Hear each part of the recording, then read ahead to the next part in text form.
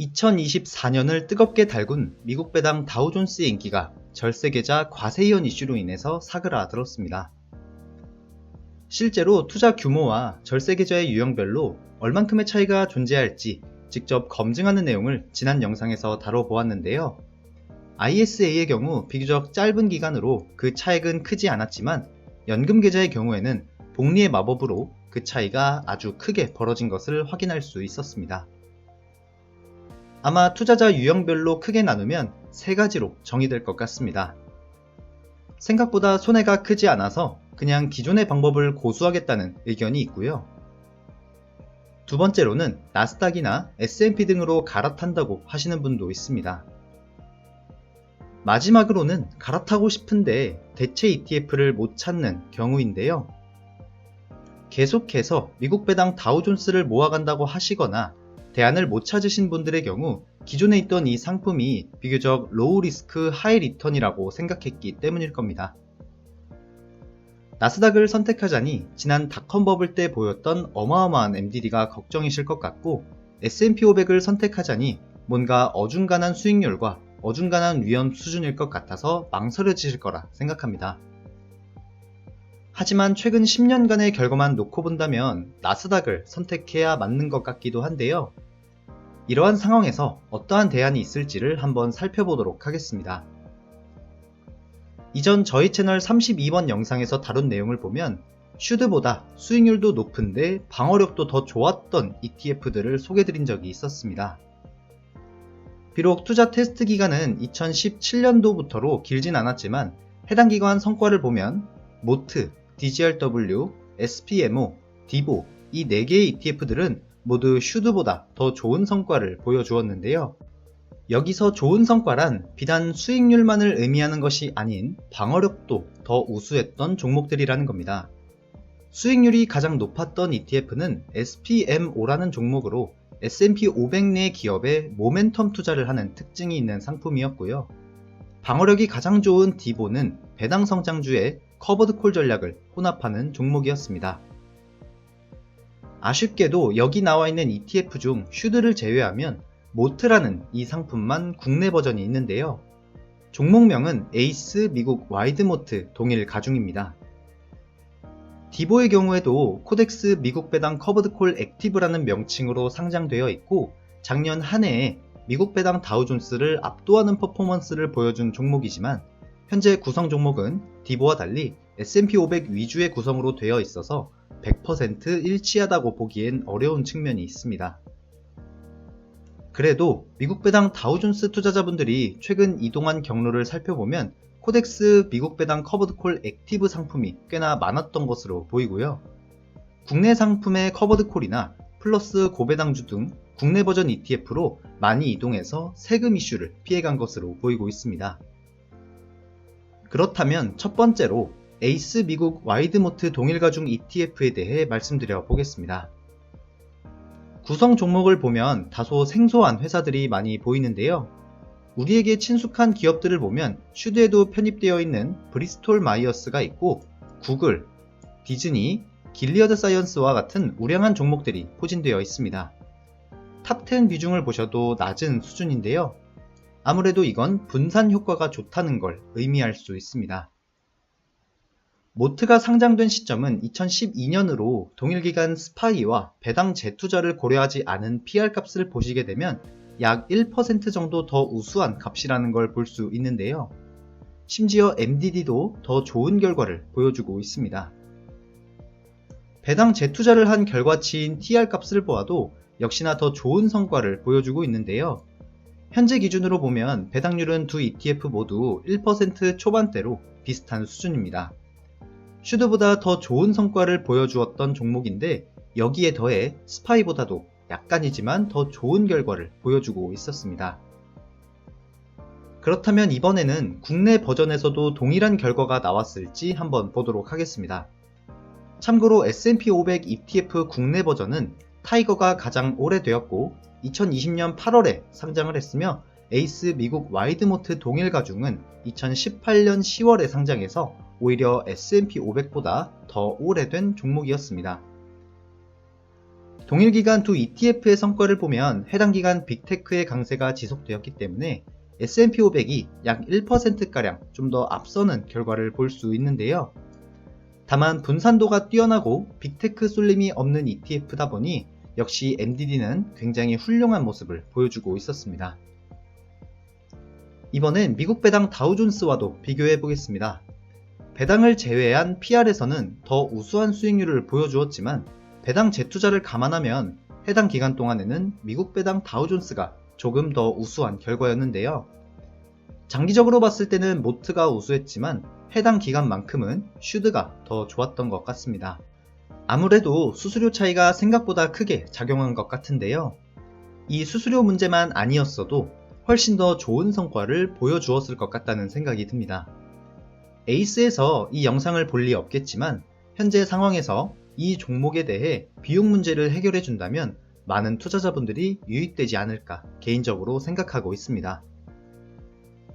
이번에는 슈드보다 성과가 좋았던 디보의 한국판 버전인 코덱스 미국 배당 커버드콜 액티브 상품을 보도록 하겠습니다. 이전 저의 영상 41번에서도 소개드린 적이 있었지만 간략하게 요약해서 말씀드리면 상장일이 2022년으로 미국 배당 다우존스 시리즈보다 대체로 오래되었고요. 탄력적인 커버드콜 전략을 사용하는 액티브 상품인 만큼 옵션 매도 비중이 정해져 있지 않은 게 특징이었습니다. 최근 이 종목이 굉장히 떠오르고 있는 이유는 2022년 50원으로 시작했던 배당금이 현재는 100원에 육박하면서 2년 사이에 2배 성장을 이뤄냈다는 점이었는데요. 물론 배당률 자체를 높여서 약간의 착시가 있을 수는 있지만 주가 또한 굉장히 많이 오른 것을 확인할 수 있었습니다. 현재 구성 종목을 보면 디보와는 굉장히 다른 모습을 보여주고 있습니다. 디보 자체에 투자하기도 하지만 S&P 500을 추종하는 VOO와 스파이에 있는 비중이 상당히 큰 걸 확인할 수 있습니다. 그 외 개별 종목은 굉장히 비슷한 포트폴리오로 이루어져 있다는 게 특징이었고요. 이 두 ETF가 다르다고 생각하실 수 있지만 실제로 2024년 한 해의 성과를 보면 굉장히 비슷한 결과치를 보여주고 있었습니다. 코덱스에서 디보를 운용하는 앰플리파이의 자문을 받다 보니 아무래도 비슷한 형태의 수익률과 위험도가 책정되지 않았나 생각하고 있습니다. 동일한 방식으로 디보를 스파이와 함께 수익률 성과를 비교해보면 수익률에서는 크게 밀렸지만 MDD는 모트보다 더 좋은 방어력을 보여주었던 결과를 확인할 수 있었습니다. 배당률이 아무래도 높기 때문에 TR 성과를 보면 PR보다는 아무래도 많이 나아진 결과를 확인할 수 있었고요. 이번엔 국내에 상장되어 있는 상품들로 성과 비교를 해보겠습니다. 앞서 보신 해외 상장 디보의 성과와 비슷한 결과가 나왔는데요. 수익률은 다소 떨어지지만 MDD는 보다 우수한 수준으로 방어를 해주고 있었습니다. 다만 미국 배당 다우존스 시리즈들보다는 확실히 좋은 성과를 보여주었는데요. 동일 기간 결과를 보게 되면 연평균 수익률에서는 기본 타미당에 비해 3%가량이나 앞서고 MDD도 거의 절반 수준으로 매우 우수한 결과를 보여주었습니다. 여기까지 오셨으면 어지간해서는 미국 배당 다우존스나 국내판 S&P 500 ETF를 이기긴 어렵다는 생각을 하셨을 텐데요. 국내에 상장된 버전은 워낙 데이터 기간이 짧다 보니 비교적 역사가 길고 백테스트 기간이 긴 해외 ETF를 기준으로 다시 한번 정확히 보도록 하겠습니다. 4개 ETF 중 디보의 상장 일자가 가장 느린 2017년도이기 때문에 해당 기간 동안 비교를 해보면 회색선의 스파이를 이기기는 상당히 어렵다는 걸 볼 수 있는데요. 모트는 그 와중에서도 거의 전 기간 스파이보다 앞서는 결과를 보여주고 있었습니다. 이를 수치로 풀어내면 모트의 수익률은 13.04%로 가장 좋았고 스파이도 비슷한 수익률을 보였지만 4개 ETF 중에는 가장 안 좋은 MDD를 보여주고 있습니다. 이번엔 배당 재투자를 한 TR 값을 보도록 하겠습니다. 확실히 아까 전 벌어졌던 디보와 슈드의 성과가 비슷하게 따라붙은 걸 볼 수 있는데요. 배당률이 높은 상품인 만큼 비슷한 성과를 보여주고 있는 것 같습니다. 하지만 수치로 보게 되면 여전히 디보와 슈드는 상대적으로 저조한 성과를 보여주고 있었습니다. 또 하나 보셔야 할 점은 배당 재투자 결과를 보면 모트가 스파이보다 약간 처지는 결과를 확인할 수 있습니다. 하지만 역시 대부분의 기관에서 모트가 더 좋은 차트의 모습을 보여주고 있었습니다. 따라서 앞선 내용들을 토대로 한 저의 생각을 말씀드려 보겠습니다. 우선 미국 배당 다우존스를 대체할 수 있는 ETF는 총 3가지라고 생각하는데요.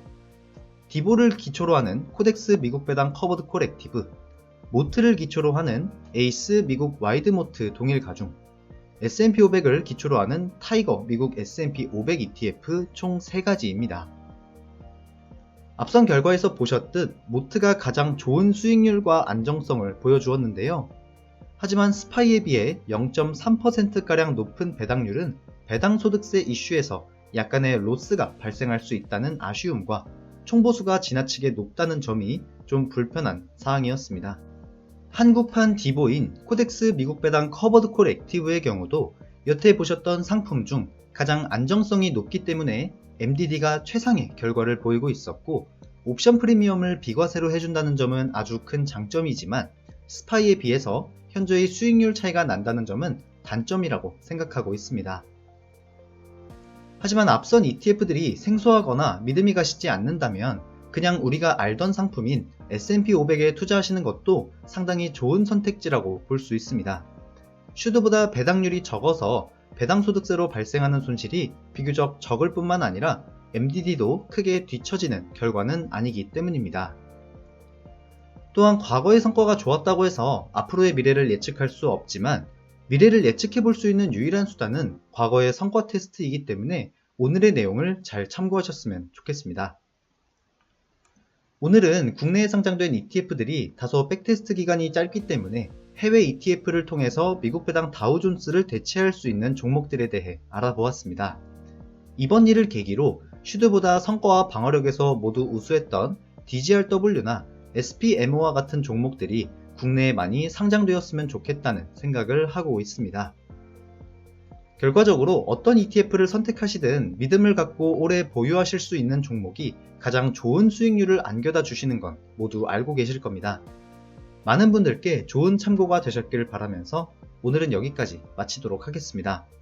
긴 영상 함께 해주셔서 감사합니다. 배당머니였습니다.